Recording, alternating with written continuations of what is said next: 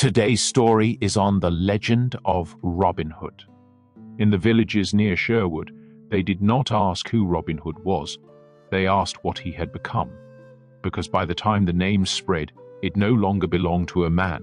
It belonged to something that lived between the trees, carried by hunger, violence, and the slow collapse of mercy. Robin Hood was not born. He emerged.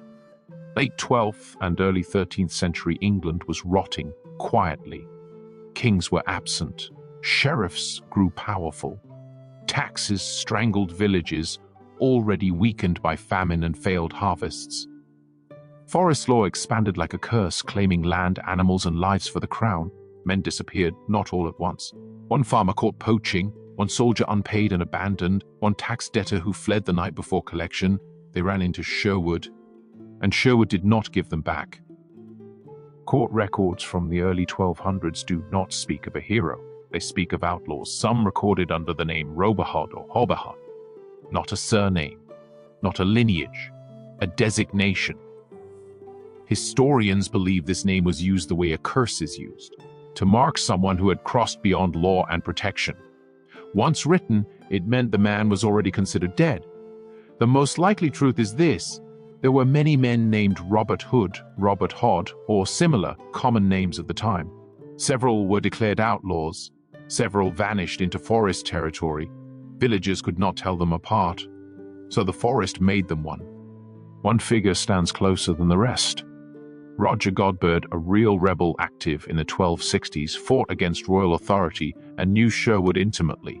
He led armed bands, he targeted officials, he was sheltered by locals and hunted relentlessly by the Sheriff of Nottingham. He was not kind, he was effective. Godberd's life mirrors early Robin Hood ballads more than later romantic versions. He was a soldier turned outlaw, trained, disciplined, and capable of violence without hesitation. Men like Godberd taught the forest how to fight back, and others followed. Outlaw life stripped men of identity. They stopped using birth names. Names attracted attention. Names could be betrayed. Instead, stories circulated, blurred, exaggerated, repeated by candlelight. One outlaw ambushed a tax collector, another humiliated a corrupt priest, another spared a starving farmer. Villagers did not ask which man did which. They said Robin Hood did it. Over time, Robin Hood became less a person and more a role, a mask worn by whoever survived long enough in the trees. To say Robin Hood lived in Sherwood was not metaphor, it was instruction. Sherwood did not shelter men, it remade them. Outlaws learned to move silently, to kill quickly, to trust only those bound by blood and shared hunger. Mercy became selective, violence became necessary. Villagers began to whisper that these men were no longer fully human, not monsters, but unbound. Men who lived outside law, church, and kinship. Men who answered only to the greenwood and the blade.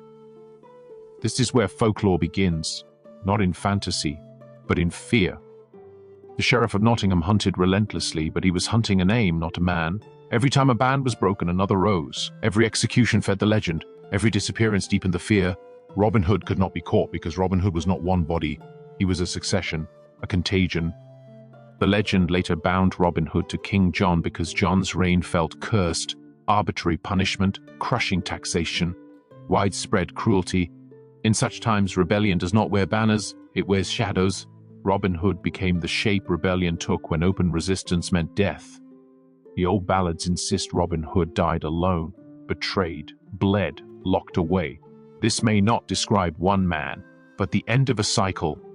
Eventually, every outlaw is caught. Every band fractures. Every forest gives up its dead.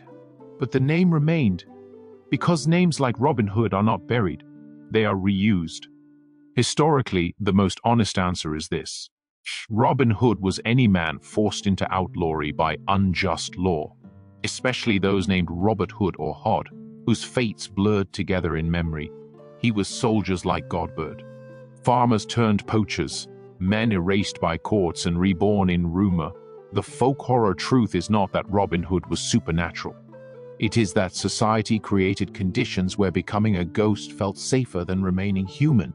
Robin Hood survives because the world that made him never fully disappeared. When law becomes cruelty, When hunger becomes policy, when mercy vanishes, the forest grows another Robin Hood, and it always will. They never agreed on who Robin Hood was, only that someone had to become him.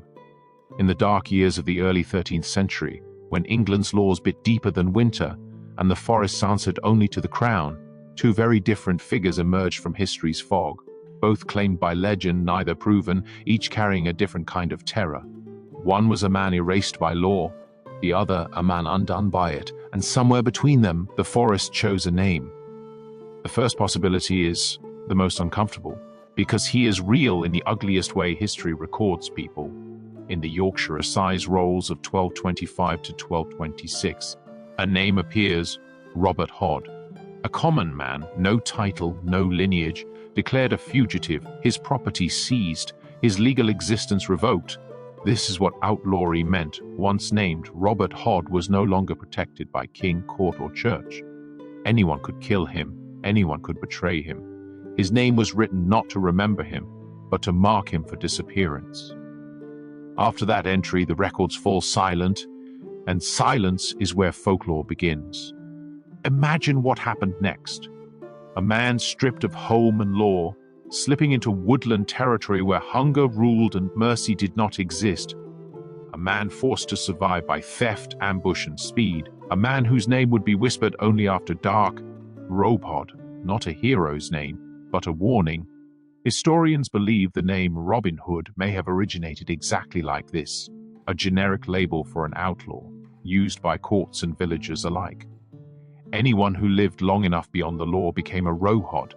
If Robert Hod survived Sherwood, or a forest like it, he would have become something else entirely. Not a knight, not a rebel leader, but a shadow shaped by hunger and pursuit. This version of Robin Hood is terrifying because he is plausible. No noble cause, no grand rebellion, only survival and the slow loss of humanity that comes with it. The second possibility comes from later ballads, when storytellers needed a cleaner origin. Robert, Earl of Huntingdon, appears not in early records, but in much later medieval romances. A nobleman, stripped of lands, betrayed by the crown, forced into outlawry. This Robin Hood wears green not to hide, but to mourn. The horror here is different. This version imagines a man who knew law, order, and privilege, then watched it turn against him. A man educated in chivalry, now hunted by the same system he once served. His rebellion is not born from hunger, but from disillusionment. In a feudal society, this idea was deeply unsettling. If even a noble could be cast out, no one was safe. But historically, this version fractures under scrutiny. There is no solid evidence that an Earl of Huntingdon became an outlaw in the 13th century. The title appears inconsistently, the timeline drifts, the details feel shaped, not remembered. This Robin Hood may be less real, but he is more comforting. Because if Robin Hood was a nobleman, then injustice was an exception, not the rule. So which is worse, a noble who falls into the forest, or a common man swallowed by it? The earliest stories favor Robert Hod, the nameless outlaw, the erased man, the one created by legal cruelty. The noble Robin emerges later when audiences wanted meaning instead of fear. But folklore does not grow from comfort, it grows from unease. Villagers did not need a fallen lord to haunt the trees. They needed an explanation for why men vanished, why sheriffs feared certain paths, why the forest sometimes gave back gold, and sometimes gave back nothing at all. Robert Hod represents the truth too frightening to romanticize, that unjust law creates monsters without meaning to. The Earl of Huntingdon represents the lie we tell afterward, that someone noble must have been at the center of it all. Perhaps the truth is simpler and darker. There was no single Robin Hood. There was Robert Hod, and others like him. And later, stories layered nobility over their bones. The forest did not care who they were before. It only cared who survived.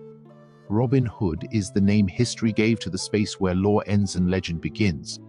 A name worn by the desperate, a mask shaped by pursuit, a role that existed because England made it necessary, and whether he began as a peasant fugitive or a fallen lord matters less than this.